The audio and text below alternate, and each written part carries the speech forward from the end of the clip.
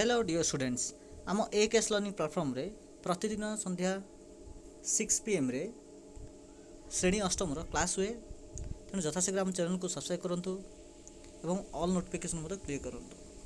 ता सहित निज फ्रेंड बंधु शेयर करूँ। ओके, तो आज आम history chapter 2 from trade to territory या पढ़ा। The company establishes power. East India Company किपरि भारत में निजर पावर को इस्टाब्लिश कला से विषय में आम जाना। अच्छा, ट्रेड टू टेरिटरी अर्थ हूँ कौन? ट्रेड अर्थ हूँ बेपार। ट्रेड अर्थ कौन ना बेपार। टेरिटरी अर्थ हूँ किसी जगह बा किसी स्थान। ओके, तो इंग्रेजी माने किपरि भारत को बेपार करिया इंटेंशन आसिक भारतर जगह बा भारतर प्लेस को निज अधीन को नहीं गले से विषय में देखा। ओके, देख। अच्छा, भारतर जो हिस्ट्री अच्छी, भारतर जो कौन अच्छी जो हिस्ट्री अच्छी ताहा मुख्यतः तीन प्रकार। कौन कौन? गोटे हूँ एनशिएंट हिस्ट्री, आ गोटे हूँ मेडिवियल हिस्ट्री, आ गोटे हूँ मॉडर्न हिस्ट्री। ओके, जहाँ आम प्रथम चैप्टर रे देखीचे। तो क्लास 6 रे आम एनशिएंट हिस्ट्री विषय देखी हरप्पा सभ्यता, महेंद्र सभ्यता, नहीं कि क्लास 7 आम मेडिवल हिस्ट्री विषय देखीचे। एवं मेडिवल हिस्ट्री विषय आम कौन पढ़चे ना अकबर राजा विषय में अल्प किसी आम पढ़ीचे, नहीं कि। तो बर्तमान आम मेडिवल हिस्ट्री किसी अल्प आ मॉडर्न हिस्ट्री विषय आम देखा। ओके, तो मॉडर्न हिस्ट्री जिते आरंभ होती से समय भारत में गोटे डायनास्टी लोप पाई जहाँ को कहुए मुगल डायनास्टी। कौन कहुए? मुगल डायनास्टी बोलते कहुए। ओके, तो भारत में जो मुगल डायनास्टी शेष होती, तो मुगल डायनास्टी शेष होला समय मुगल डायनास्टी शेष राजा जहाँ ना हूँ औरंगजेब, जे कि 1707 मसीह डेथ हेले। तो 1707 मसीह औरंगजेब जो डेथ है मुगल राजा किसी अच्छा जो मैंने कि शासन कर बहुत दुर्बल होती। ओके, आउ दुर्बल होगा जो अंडर जो गवर्नर मैंने जो मंत्रीगण थे से निजर पावर को देखा आरंभ कर देछेंदी एवं भारतर किछि किछि जगह को सेमानंकर प्रॉपर्टी बोली भाभी देछेंदी। ओके, तो आम लाइन बाय लाइन पढ़िया। Aurangzeb was the last of the powerful Mughal ruler. तो मुगल राजा मान भितर सब पावरफुल राजा आ जी शेष राजा थे ना हूँ औरंगजेब अटे। He established control over a variety a very large part of the territory. He means Aurangzeb established अर्थ शासन करते निज नियंत्रण को नहीं control over a very large part of the territory, अर्थात भारत एक बड़ एरिया को से निज अधीन को नहीं। दैट इज नाउ जोड़ा को बर्तमान आम कहूचे भारत। ओके, तो औरंगजेब जो शासन करते भारत को, तो भारत एक बड़ एरिया को निज अधीन रखी जहाँ को आम मैप माध्यम देखा। यही देख, ये हूँ आमर प्यारा भारत। ये भारत रे देख यही जो कलर अच्छी को कलर कथा कहूँ, यही कलर देख, यही कलर कथा कहूँ। यही कलर भारत जो जो एरिया को कभर करची से समस्त एरिया औरंगजेब शासन थिला समय मुगल डायनास्टी अंडर थिला। तो देखो तांकर बॉर्डर केते थिला। इवन पाकिस्तान भी किसी एरिया मुगल सम्राट औरंगजेब टाइम पीरियड थिला। ता सहित बांग्लादेश किसी एरिया थिला। ओके, ओके, तो आफ्टर हिज डेथ मुगल राजा औरंगजेब मृत्यु पर 1707 मसीहा मृत्यु पर जी मुगल गवर्नर थिले, ओके, जी जमीदार थे। अच्छा, मुगल गवर्नर बा सुबादार किए देख, सपोज यह हूँ आमर प्यारा भारत। ओके, ये भारत को जब आम बहुत गुड़े भाग जब विभक्त करवा, ओके, तो देखो किसी छोट छोट पार्ट पड़ुची। ये सब जगह को मुगल टाइम पीरियड कहूला सुबा बोली कहूला। कौन कहूला? सुबा बोली कहूला। आ सुबारे जन जन को हेड हिसाब रखाबर जहाँ को सुबादार बा गवर्नर बोली कहबर। ओके, सुबादार बा गवर्नर। तो बुझीपाल सुबादार किए गवर्नर किए। आ सुबादार बा गवर्नर अंडर रे बहुत सारा जमीदार भी रहार।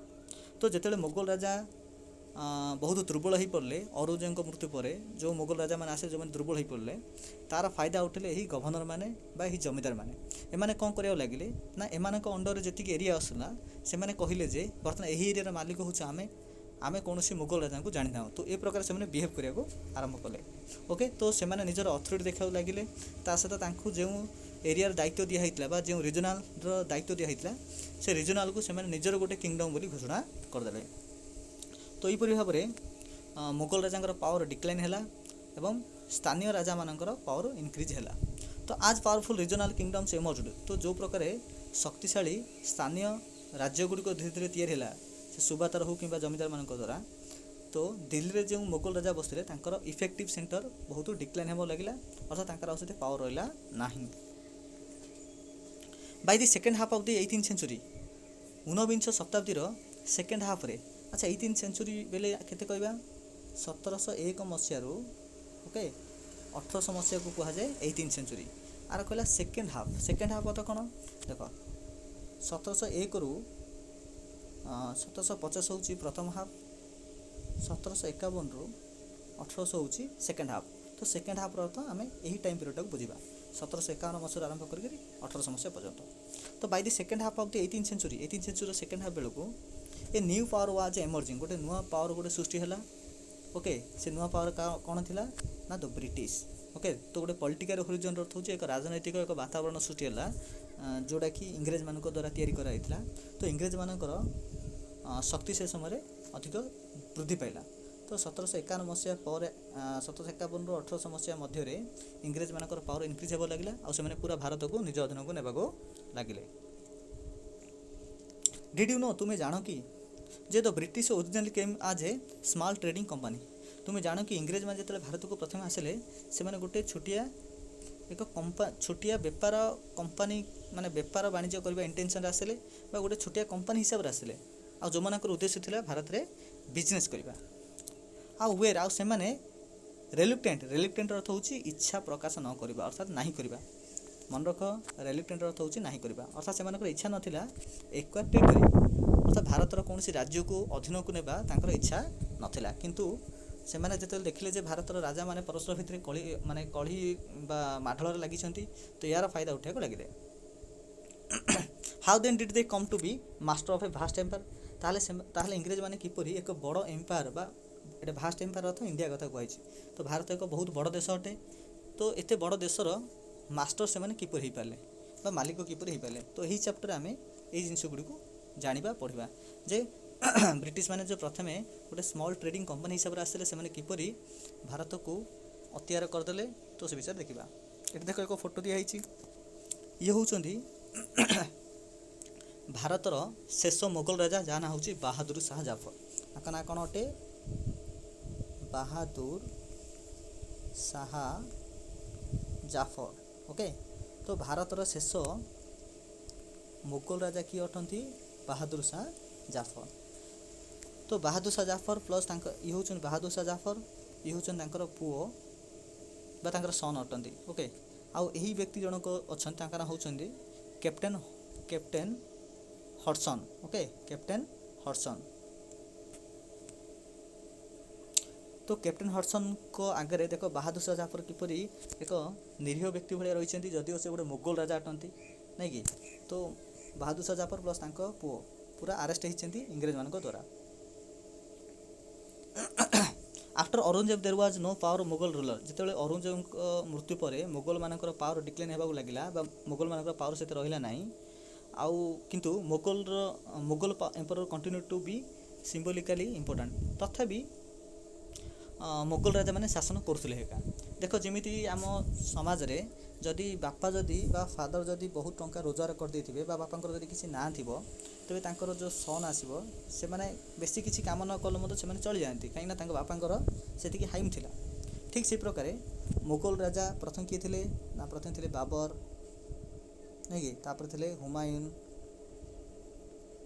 तापर थिले अकबर तापर थिले जहांगीर तापर थिले शाहजहां तापर थिले औरंगजेब। ओके तो एमान जो थिले एमाने एते रिसोर्स इनकम करथिले बा एते मानकर हाइम चलथिला जे जहार प्रभाव रे आगामी 10 रु 15 पीढ़ी आराम से चले। जदिव से 10 रु 15 पीढ़ी बहुत दुर्बल थे तथापि से आराम से शासन करें से लिखा जे मुगल एम्परर्स कंटिन्यूड अर्थात चालू रखिले टू बी सिंबलिकली इम्पोर्टेंट अर्थात से गारिमा से महत्वता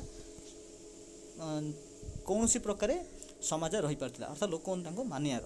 इनफैक्ट वास्तव में when a massive rebellion against British rule broke out in 1857 तुम आगु पढ़ 1857 मसीह इंग्रेज मान विरुद्ध में भारतीय मैंने एक आंदोलन करते जहाँ सिपोई म्यूटिनी बोली कह जाए कौन कह जाए सिपोई म्यूटिनी ओडिया सिपाही विद्रोह बोली कह जाए। तो 1817 मसीह सिपाही विद्रोह जो गढ़ी उठा से समय भारतीय मान तरफ किए लीडरशिप नहीं बहादुर शाह जाफर जी कि भारतर शेष मोगल राजा अटंती। Was the revolt was put down जिते से रिवोल्टर आंदोलन पुट डाउन है पुट डाउन अर्थ बंद हो गला क्या द्वारा इंग्रेज मान द्वारा। तो बहादुर शाह जाफर को बाध्य कराला साम्राज्य छाड़ी जावाई आउ सही समय पुओं को गुली कराला गुली माराला बा मृत्युदंड दिगला। ओके ये देख ये मैप को देख ये मैप्रे देख यही जो पार्टी अच्छी यही पार्ट को कह जाए यूरोप कौन कह जाए यूरोप यही पार्ट को कह जाए एशिया और एशियार साउथ पार्ट अच्छी भारत बा इंडिया। ओके यह हूँ पूरा हूँ आफ्रिका कंटिनेंट कि कंटिनेंट आफ्रिका कंटिनेंट बुझिपार यह हूँ यूरोप यह हूँ आफ्रिका यहाँ हूँ एशिया एशियार साउथ अच्छी इंडिया। इंडियार साउथ साइड रे को ओशन अच्छी इंडियन ओशन अच्छी कौन अच्छी इंडियन ओशन भारत महासागर अच्छी। देख आफ्रिकार लेफ्ट साइड रे एडे ओशन अच्छी जहाँ को आंटलाटिक ओशन कह जाए कौन कह जाए आंटलाटिक ओशियन। ओके आंटलाटिक ओशियन अच्छी। 1498 मसीह यूरोप महादेश एक देश ना थिला जहाँ देशर पोजिशन एट अच्छी ताको कहूला कौन सॉरी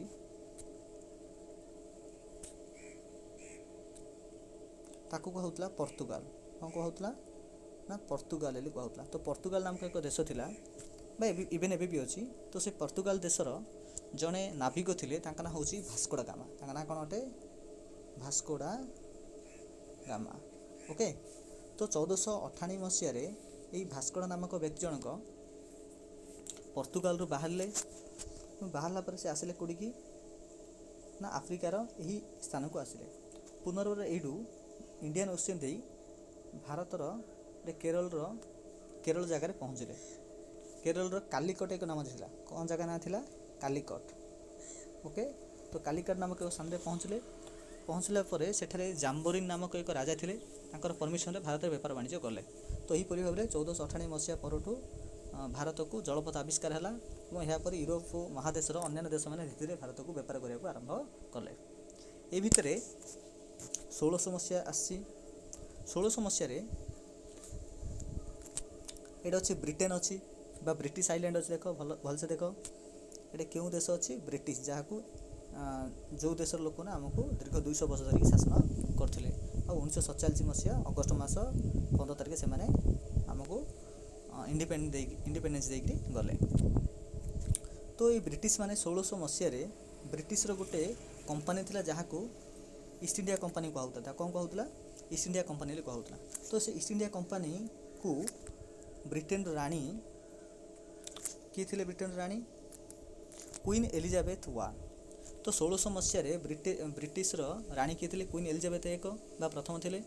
तो क्वीन एलिजाबेथ प्रथम ठारू ईस्ट इंडिया कंपनी एक परमिशन पाइला जहाँ को चार्टर बोली कहुए कौन कहुए चार्टर अर्थ हूँ परमिशन। तो क्वीन एलिजाबेथ एक ठारू ईस्ट इंडिया कंपनी गोटे चार्टर पाइला कौन चार्टर पाइला जे से ईस्ट इंडिया कंपनी को एलाउ कराला जे से माने यूरोप महादेशर ईस्टर्न साइड वो साइड ईस्टर्न साइड से माने बेपार वाणिज्य बा ट्रेडिंग करें कौन करें ट्रेडिंग करें। तो यही परमिशन टी केवल ब्रिटेन केवल ईस्ट इंडिया कंपनी को ही दिहला। तो ब्रिटेन रे केवल ईस्ट इंडिया कंपनी नामक एक वाणिज्य गोष्ठी एका केवल गोटे नाला बहुत गुड था कि भर केवल ईस्ट इंडिया कंपनी को ही परमिशन मिलला जे से मैंने यूरोप महादेशर ईस्टर्न साइड आसिक बेपार करेंगे अन्य कौन कंपनी वाला आसिक करेंगे ना।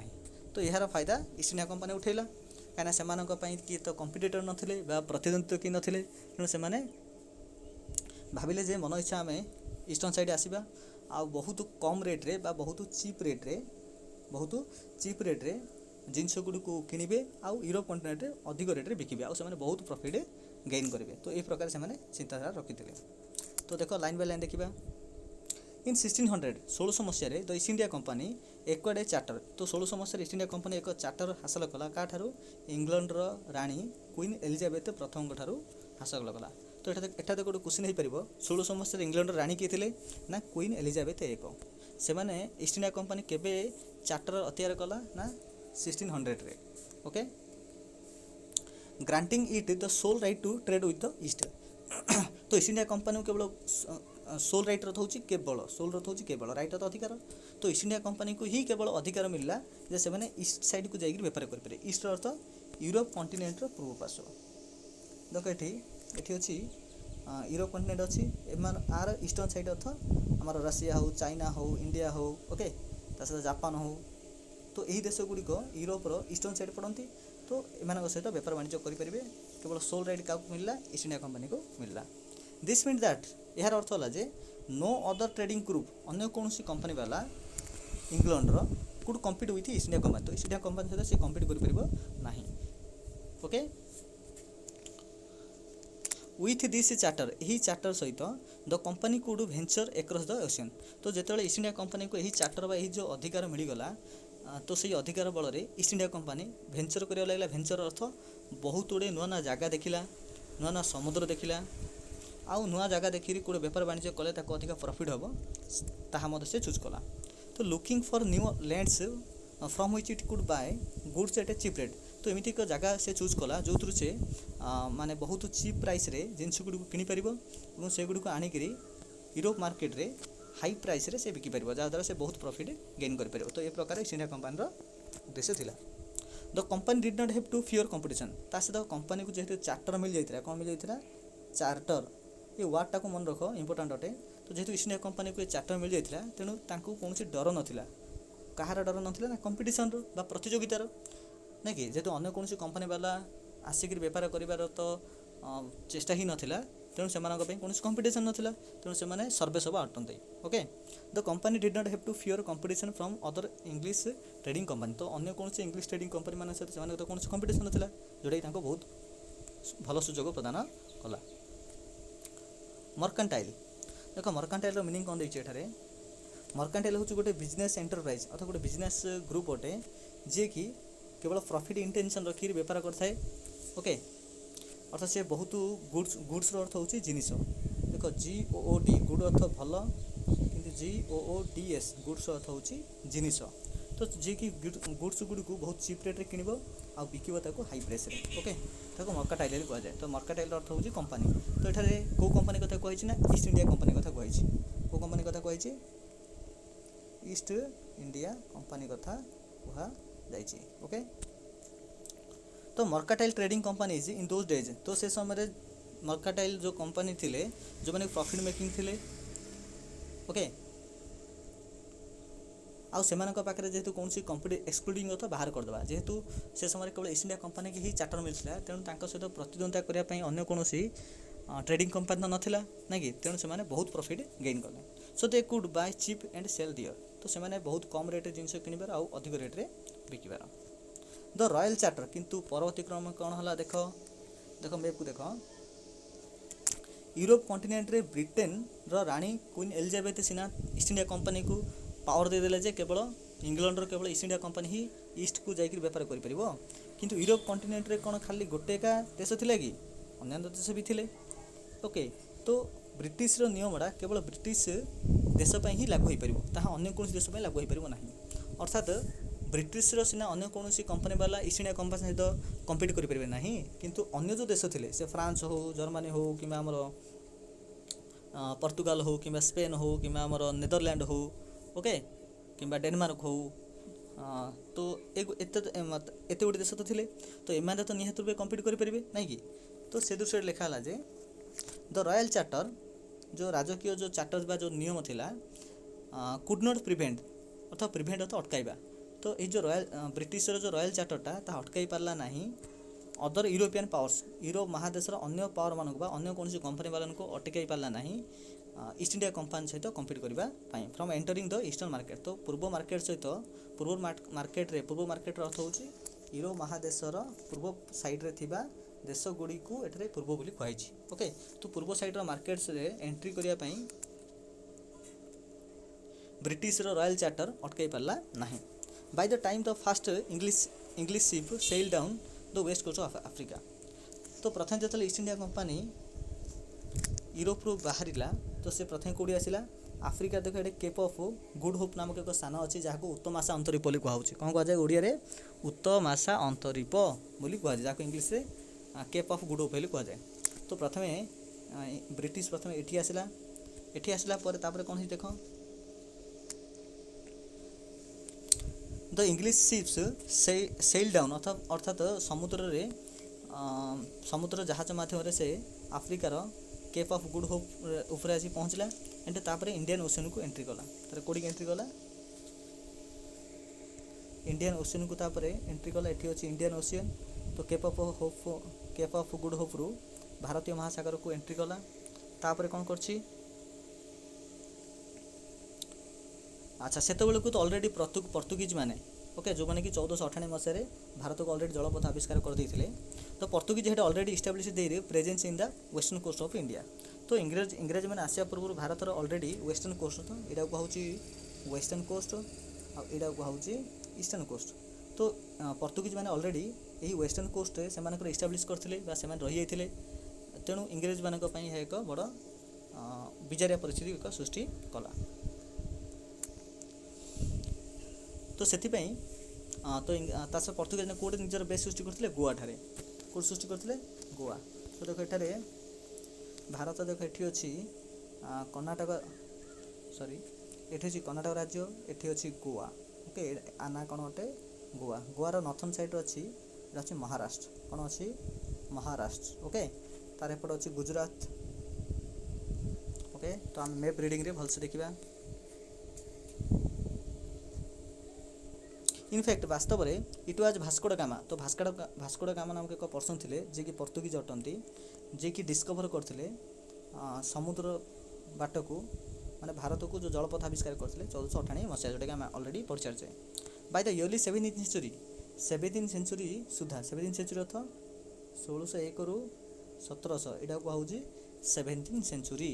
तो 17th सेंचुरी सुधा भारत को आउ किए प्रवेश कले यूरोप कंटिनेंट डच मैंने भी आसती तापर आउ किए आसना फ्रेंच ट्रेडर मत आसती ओके। तो केवल इंग्लैंड आगे आसी ना। तो प्रथम पोर्तुगीज आसिले तापर इंग्रेज मैंने आसिले तापर डच मैंने आसिले तापर फ्रांस मैंने आसिले। तो बहुत सारा यूरोपियन कंटिनेंट देश अधिवासी मैंने भारत को आसती ट्रेडिंग करने इंटेंशन रे ओके। तो एत गुड़े देशर बणिक मैंने बेपारी मैंने जब भारत को आसबे तो भाव से भितर कंपिटिशन हम से भितर जब कंपिटिशन हम तो से अधिका प्रॉफिट गेन हम कि जब गोटे एक कंपनी वाला जब भारत बेपार करता तो से मन इच्छा रेट जिनस गुड़ को किन था आउ से बहुत अधिका प्रॉफिट गेन कर पाता। किंतु जब 4-5 जन जब बेपारी रहीजे तो जड़े सबूक प्रॉफिट हासिल करना। तो से प्रॉफिटा सबू कंपनी वाला मध्य डिवाइड हो जहाँद्वारा इंडिविजुअल जो कंपनी वाला प्रॉफिट अधिक होता ता हो पार ना। The problem was that all the companies were interested in buying the same thing. कौन प्रोब्लेम गोटे थिला जे सबू कंपनी वाला अर्थात से इंग्लैंड कंपनी वाला हो जहाँ को ईस्ट इंडिया कंपनी कहुए से फ्रांस रो कि डच रो ओके कि पोर्तुगीज मान हो सबू कंपनी वाला ने कौन ना गोटे प्रकार बा गोटे टाइप्र जिनस को ही किणापी इच्छुक थे। तो देख गोटे जिनसर जदि ओके थिंकिंग अर्थ जिनस जी गोटे जिनस को 5 जन आसी किणी बोली कहे तो कौन हम कहल ए जिनसर प्राइस बढ़ कौन बढ़ ना प्राइस बढ़। तो सपोज तुम भाव निज जे तुम सपोज 1700 टाइम रे तुम गोटे दुकान पकईच कि तुम किसी जंगल रू किसी प्रोडक्ट आनुच ओके। से समय 4-5 जन बेपारी वाला आसिले तुमको से जिनसटा मागियापाई ओके। जड़े कहला जे मुझे 10 टंका देवी आउ जड़े कहला मुझे 12 टंका देवी आउ जड़े कहला मुझे 15 टंका देवी आउ जड़े कहला मुझे 18 टंका देवी आउ जड़े कहले 20 टंका देवी ओके। तुम क्या बिकिब ताहले निहाती जे 20 टंका कहते ताको बिकिब ता देख तुम जिनसर जो प्राइस एक्चुअली जोटा कि माने 11 टंका सपोज होती कि तुम बिकिल के 20 टंका बिकिल अर्थात तार प्राइस कौन है इनक्रिज होगा जहाँद्वारा भारतीय मैंने प्रॉफिट हासिल कले किंतु यूरोपियन जो बेपारी मैंने थे से प्रॉफिट है ना ओके। तो विषय लिखाई the problem was that all the company जेहेतु सब समस्त कंपनी मैंने गोटे प्रकार जिन किणवा इच्छुक थे। The fine qualities of cotton and silk produce in India had a big market in Europe. ता सहित यूरोपियन मार्केट रे भारतर कौ जिनटा अधिक चाहिदा थिला ନା ସିଲ୍କରୁ ପ୍ରସ୍ତୁତ ଆଉ କଟନରୁ ପ୍ରସ୍ତୁତ ବସ୍ତ୍ର ଗୁଡ଼ିକର ଅଧିକ ଚାହିଦା ଥିଲା। ଓକେ, ତ ତୁଳା ମାନେ କଟନ ଯାହାକୁ ତୁଳାରେ କହୁଛେ, ସିଲ୍କ ଅର୍ଥ ସିଲ୍କ ଯାହାକୁ ରେଶମ ବୋଲି କହୁଛେ। ଓକେ, ତ କଟନ ଆଉ ସିଲ୍କରୁ ତିଆରି କପଡ଼ାର ଚାହିଦା ୟୁରୋପିଆନ୍ ମାର୍କେଟ ବହୁତ ଅଧିକ ଥିଲା। ତେଣୁ ଏହି ଯେଉଁ ଭିନ୍ନ ଭିନ୍ନ ଯେଉଁ କମ୍ପାନୀ ବାଲା ଆଣିଥିଲେ ତ ସେମାନେ ସ୍ପେଶାଲି এইଗୁଡ଼ିକୁ ହିଁ କିଣିବାକୁ ଚାହୁଁଥିଲେ। ଓକେ, ତା ସହିତ ୟୁରୋପିଆନ୍ ମାର୍କେଟ ଆଉ କ'ଣ କ'ଣ ଅଧିକ ଚାହିଦା ଥିଲା? ପିପର, କ୍ଲଭ୍ସ, କାର୍ଡାମମ୍, ସିନାମମ୍। ଓକେ, এইଗୁଡ଼ିକ ହେଉଛି କିଛି ସ୍ପାଇସ୍ ଯୁକ୍ତ ପ୍ରଡ଼କ୍ଟ ଅଟେ। ସ୍ପାଇସ୍ର ଅର୍ଥ କ'ଣ? ନା କିଛି ମସଲା ଜାତୀୟ ପଦାର୍ଥ ଅଟେ। ଓକେ, এইଗୁଡ଼ିକ ତୁମେ ନିଜେ ଆର ମିନିଂ ବାହାର କରିବ ଆଉ କମେଣ୍ଟ ବକ୍ସରେ ଲେଖିବ। ଓକେ, ତ ପିପର କ'ଣ, କ୍ଲଭ୍ସ କ'ଣ, କାର୍ଡାମମ୍ କ'ଣ ଆଉ ସିନାମନ୍ ମଲେ କ'ଣ? ତ এইଗୁଡ଼ିକ ହେଉଛି କିଛି ସ୍ପାଇସ୍ ଯୁକ୍ତ ପ୍ରଡ଼କ୍ଟ। ଆର ମଧ୍ୟ ଚାହିଦା ୟୁରୋପିଆନ୍ ମାର୍କେଟରେ ବହୁତ ଅଧିକ ଥିଲା। କମ୍ପିଟିସନ୍ ଏମଙ୍ଗଷ୍ଟ ଦ ୟୁରୋପିଆନ୍ କମ୍ପାନିଜ୍ ଇନଏଭିଟେବଲି ପୁଶ୍ଡ ଅପ୍ ଦ ପ୍ରାଇସେସ୍। ତ ଯେହେତୁ ୟୁରୋପିଆନ୍ ମାର୍କେଟର ଯେଉଁ କମ୍ପାନୀ ବାଲାଙ୍କ ଭିତରେ ଯେଉଁ କମ୍ପିଟିସନ୍ ଲାଗିଲା ଯେ କିଏ କେଉଁ ଜିନିଷ ଅତି ଶୀଘ୍ର ନେଇପାରିବ, ତ ଏହାଦ୍ୱାରା କ'ଣ ହେଲା ନା ଭାରତରେ ସେ ଜିନିଷର ପ୍ରାଇସ୍ ଅଟୋମେଟିକ୍ ବଢ଼ିଗଲା। ତ ସେମାନେ ଯେ ଭାବୁଥିଲେ ଯେ ଭାରତରୁ ବହୁତ କମ୍ ରେଟ୍ରେ ନେବେ ଆଉ ୟୁରୋପିଆନ୍ ମାର୍କେଟ ଅଧିକ ରେଟ୍ରେ ବିକିବେ, କିନ୍ତୁ ସେ ଗୋଟେ ପ୍ରକାର ଜିନିଷ ସବୁ ଯାକ କିଣିବାର କମ୍ପିଟିସନ୍ ଯୋଗୁଁ ସେ ଜିନିଷର ପ୍ରାଇସ୍ ଅଟୋମେଟିକ୍ କ'ଣ ହେଲା, ବଢ଼ିଗଲା। ବଢ଼ିଯିବା ଦ୍ୱାରା ସେମାନେ ଯେଉଁ ଆଶା ରଖିଥିଲେ ଯେ ସେମାନେ ଅଧିକ ପ୍ରଫିଟ୍ ଗେନ୍ କରିବେ ବୋଲି, ତାହା ହେଇପାରିଲା ନାହିଁ। ତ କମ୍ପିଟିସନ୍ ଏମଙ୍ଗଷ୍ଟ ଦ ୟୁରୋପିଆନ୍ କମ୍ପାନିଜ୍ ଇନଏଭିଟେବଲି ଅର୍ଥ ନିଶ୍ଚିତ ରୂପେ, ଇନଏଭିଟେବଲ ଅର୍ଥ ହେଉଛି ନିଶ୍ଚିତ ରୂପେ। ଓକେ, ତ ପୁଶ୍ ଅଫ୍ ଦ ପ୍ରାଇସ୍, ତ ଏହାଦ୍ୱାରା ଜିନିଷର ପ୍ରାଇସ୍ ପୁଶ୍ ଅପ୍ ହେଲା। ପୁଶ୍ ଅପ୍ର ଅର୍ଥ ହେଉଛି ବଢ଼ିଲା। At which these goods could be purchased, ଯାହାଦ୍ୱାରା ୟୁରୋପିଆନ୍ ମାର୍କେଟର ୟୁରୋପିଆନ୍ କମ୍ପାନୀ ବାଲାମାନେ ଅଧିକ ରେଟ୍ରେ ସେଇ ଜିନିଷ ଗୁଡ଼ିକୁ ଭାରତକୁ କିଣିବାକୁ ବାଧ୍ୟ ହେଲେ। ଦିସ୍ ରିଡ୍ୟୁସ୍ଡ, ଏହାଦ୍ୱାରା ସେମାନଙ୍କ ପ୍ରଫିଟ୍ ମଧ୍ୟ ରିଡ୍ୟୁସ୍ ହେଇଗଲା ବା କମିଗଲା। ଓକେ, ଦ ଓନ୍ଲି ୱେ, ତ ଏହାପରେ ସେମାନେ ଏକ ବାଟ ବାହାର କଲେ ଯେ ସେମାନେ କିପରି ଅଧିକା ପ୍ରଫିଟ୍ ଗେନ୍ କରିପାରିବେ। Okay, the only way the trading companies could flourish was by eliminating rival competitors. ତ ସେମାନେ କ'ଣ ଗୋଟେ ବାହାର କଲେ ଯେ ଭାରତରେ କେବଳ ଗୋଟେ ହିଁ କମ୍ପାନୀ ବାଲା ରହିବ, ଅନ୍ୟ କମ୍ପାନୀ ବାଲାଙ୍କୁ ଭାରତରୁ ବାହାର କରିଦେବାକୁ ପଡ଼ିବ। ଓକେ, ତ ଯେକୌଣସି କମ୍ପାନୀ ବାଲା ଏ ପ୍ରକାର ହିଁ ଚିନ୍ତା କଲା। ତ ଇଷ୍ଟ ଇଣ୍ଡିଆ କମ୍ପାନୀ ବି ଚିନ୍ତା କଲା ଯେ ଡଚ୍ ହେଉ କିମ୍ବା ପର୍ତ୍ତୁଗାଲ ମାନଙ୍କର ହେଉ କିମ୍ବା ଫ୍ରାନ୍ସ ମାନଙ୍କର କମ୍ପାନୀ ବାଲାଙ୍କୁ ଏଇଠୁ ଭାରତକୁ ସେ ବିତାଡ଼ିତ କରିଦେବ, ଯାହାଦ୍ୱାରା ସେ ଏକଲା ବେପାର କରିବ। ଏ ସମୟ ଫ୍ରାନ୍ସର କମ୍ପାନୀ ବାଲା ବି ଏହି କଥା ହିଁ ଚିନ୍ତା କରୁଛି, ଡଚ୍ର କମ୍ପାନୀ ବାଲା ବି ଏହି ଚିନ୍ତା କରୁଛି। ଓକେ, ତ ସମସ୍ତେ ଏ ପ୍ରକାର ଚିନ୍ତା କଲେ। The only way the trading companies could flourish was by eliminating ଅର୍ଥ ବାହାର କରିଦେବା। ରାଇଭାଲ୍ କମ୍ପିଟିଟର ଅର୍ଥ ହେଉଛି ପ୍ରତିଦ୍ୱନ୍ଦ୍ୱୀ, ରାଇଭାଲ୍ କମ୍ପିଟିଟର ଅର୍ଥ ହେଉଛି ପ୍ରତିଦ୍ୱନ୍ଦ୍ୱୀ। ତ ନିଜର ପ୍ରତିଦ୍ୱନ୍ଦ୍ୱୀକୁ ଯଦି ଭାରତରୁ ଇଲିମିନେଟ୍ କରାହେବ, ଇଲିମିନେଟିଂର ଅର୍ଥ ହେଉଛି ବାହାର କରିଦିଆଯିବ, ତେବେ ସେମାନେ ଅଧିକ ପ୍ରଫିଟ୍ ଗେନ୍ କରିପାରିବେ। The urge to secure markets, ତ ସେମାନେ ଚାହୁଁଥିଲେ ଯେ ମାର୍କେଟକୁ ସିକ୍ୟୁର୍ କରିବା ପାଇଁ, therefore led to fierce battle between the trading company. ତ ସେମାନେ ସମସ୍ତେ ଚାହୁଁଥିଲେ ଯେ ମାର୍କେଟକୁ ସେମାନେ କିପରି ଭାରତୀୟ ମାର୍କେଟକୁ କିପରି ଏକ୍ୱାର କରିବେ ବା ନିଜ କଣ୍ଟ୍ରୋଲକୁ ନେବେ। ସେଥିପାଇଁ ସେମାନଙ୍କ ଭିତରେ ବହୁତ ଗୁଡ଼ିଏ କ'ଣ ହେଲା ନା ବହୁତ ସାରା ଫାୟାର୍ସ ବ୍ୟାଟଲ୍ ହେଲା, ତୀବ୍ର ଧରଣର ଯୁଦ୍ଧ ବି ହେଇଛି ସେ କମ୍ପାନୀ ବାଲାଙ୍କ ଭିତରେ। 17th ସେଞ୍ଚୁରୀ ସମୟରେ ଆଉ 18th ସେଞ୍ଚୁରୀ ସମୟରେ ଏଇ ଯେଉଁ ଭିନ୍ନ ଭିନ୍ନ ଦେଶର କମ୍ପାନୀ ବାଲାମାନେ ପରସ୍ପର ଜାହାଜକୁ ସେଙ୍କ କରିବାକୁ ଲାଗିଲେ। ସେଙ୍କ ଅର୍ଥ ବୁଡ଼ାଇବାକୁ ଲାଗିଲେ। ଅର୍ଥାତ୍ କୌଣସି ଯଦି ଜାହାଜ ୟୁରୋପରୁ ଆସୁଥିବ, ସପୋଜ୍ ପର୍ତ୍ତୁଗାଲର ଜାହାଜ ଆସୁଛି ୟୁରୋପରୁ ଭାରତକୁ, ସପୋଜ୍ ଏଠି ଅଛି, ଏ ସମୟରେ ଇଂଲଣ୍ଡର ସପୋଜ୍ ଗୋଟେ ଜାହାଜ ଏଠି ଅଛି, ତ ଇଏ ଚାହୁଁଥିଲା ଏମାନଙ୍କୁ ଏଠି ବୁଡ଼ି ଦେବା ପାଇଁ ବା ମାରିଦେବା ପାଇଁ ମଧ୍ୟ ଚାହୁଁଥିଲା। ଓକେ, ତ ଏହି ପ୍ରକାର ପରସ୍ପରକୁ ମରାମରିରେ ସେମାନେ ଲିପ୍ତ ରହିଲେ। ତା ସହିତ ଆଉ କ'ଣ କରିବାର ନା ବ୍ଲକେଡ୍ ରୁଟ୍ସ, ଅନ୍ୟ କୌଣସି କମ୍ପାନୀ ବାଲା ଆସିବା ସମୟରେ ତାଙ୍କ ରାସ୍ତାକୁ ଅଟକାଇବାର। Prevented rival ships from moving with supply of goods, even ଯେଉଁ କୌଣସି ଗୋଟେ ଜାହାଜ ଯଦି କିଛି ସାମାନ ଅଧିକା ଭର୍ତ୍ତି ରଖିଥିବ ତ ତାକୁ ବି ଅଟକାଇ ଦେବାର। ତ ସେମାନଙ୍କ ରାସ୍ତାକୁ ବ୍ଲକ୍ କରିବାର, ସେମାନଙ୍କୁ ଅଟକାଇବାର ଆଉ ସେମାନଙ୍କର ଜାହାଜକୁ ସିଙ୍କ ମଧ୍ୟ କରିଦେବାର। ତ ଏହି ପ୍ରକାର ବହୁତ ଗୁଡ଼ିଏ ପ୍ରୋବ୍ଲେମ୍ କ୍ରିଏଟ୍ କରିବାର। ତ trade was carried on with arms, ତା ସହିତ ଏ ଯେଉଁ କମ୍ପାନୀ ବାଲାମାନେ କ'ଣ କଲେ ନା ନିଜ ଜାହାଜରେ ବହୁତ ସାରା ଆର୍ମ ଧରିଗଲେ, ଆର୍ମ ଅର୍ଥ ଅସ୍ତ୍ରଶସ୍ତ୍ର ଧରିଗଲେ। ଓକେ, ତା ସହିତ ସମୁଦ୍ର କୂଳରେ ସେମାନେ ବହୁତ ସାରା ଫର୍ଟିଫିକେସନ୍ ବି କଲେ। ଫର୍ଟିଫିକେସନ୍ ଅର୍ଥ ହେଉଛି ଦୁର୍ଗ ତିଆରି କରିବା। ଓକେ, ତ ଦୁର୍ଗ ତିଆରି କରିବାକୁ ଫର୍ଟିଫିକେସନ୍ କୁହାଯାଏ। ଯେମିତି ଓଡ଼ିଶାର ଯେଉଁ କଟକରେ ଅଛି ବାରବାଟୀ ଦୁର୍ଗ ନାଇଁ କି, ତ ସେ ପ୍ରକାର ବହୁତ ସାରା ଦୁର୍ଗ ବା ଫୋର୍ଟ ତିଆରି କରିବାକୁ ଲାଗିଲେ। ଫୋର୍ଟ ତିଆରି କରିବାକୁ ଫର୍ଟିଫିକେସନ୍ ବୋଲି କୁହାଯାଏ।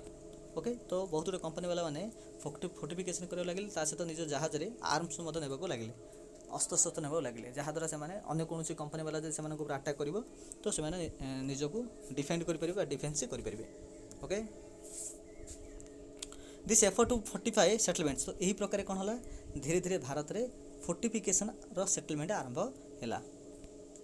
And carry on profitable trade also led to intense conflict with local rulers. तो धीरे धीरे जेपरी यूरोपियन कंपनी वाला भितर कंपिटिशन हेबार से परस्पर भितर कन्फ्लिक्ट हेबार झगड़ा हेबार यही झगड़ा तांको भितर हेबा सहित धीरे धीरे भारतीय राजा आड़ को माड़ी आसला अर्थात से बर्तमान लोकल राजा थ्रो रे परस्पर भितर झगड़ा हेबाक लगे। ओके सपोज भारत में सपोज गोटे राजा अच्छा ए आउ गोटे राजा अच्छा बी ठीक से प्रकार यूरोप महादेश दुटा कंपनी अच्छा सपोज इंग्लैंड हूँ सी गोटे सी नामक एक ईस्ट इंडिया कंपनी और फ्रांस गोटे कंपनी अच्छी जहाँ हूँ डी। तो सी कंपनी वाला कौन कर सी आउ डी मीन फ्रांस आ इंग्लैंड परस्पर भितर झगड़ा एम लगे ना लगे केमी ना एम भितर कर अर्थात ये आपको सपोर्ट कर डी वाला आपको सपोर्ट कर ऑटोमेटिक एमाने आपको प्ररोचना करेंगे आपको प्ररोचना करेंगे एम भितर झगड़ा लगेदेवे। तो ये प्रकार सिचुएसन भारत में देखागला। The company therefore found it difficult to separate trade from politics. तो यहपरी भाव में कंपनी वाला देखिले जे जदि भारत में से अधिका प्रॉफिट गेन कर अच्छी तेबे भारतर जो पॉलिटिक्स अच्छी भारतर जो राजनीति अच्छी से राजनीति से मुंड खेला पड़ो आ भारतर बेपार भारतर राजनीति एगुड़ी से कंट्रोल करने को पड़ो। तो let us see how this happened चलो देखा किपरि एडा हला से किपरि भारत राजनीति रे मुंड खेले भारत राजनीति को से प्रभावित करने लगे भारतर बेपार वाणिज्य को मदद से प्रभावित करने लगे ता विषय में आम देखा। ओके तो एति था बाकी आम नेक्स्ट क्लास देखा। ओके तो East India Company begins trade in Bengal जे किपरि ईस्ट इंडिया कंपनी बेंगल अर्थ कौड़ा तो मैप माध्यम देखीदे यही एरिया को भारतर बेंगल एरिया बोली कहूला। तो ईस्ट इंडिया कंपनी एठारे किपरि निजर फोर्टिफिकेशन आरंभ कला किपरि निजर बेपार वाणिज्य आरंभ कला जोटा नेक्स्ट क्लास देखा। ओके।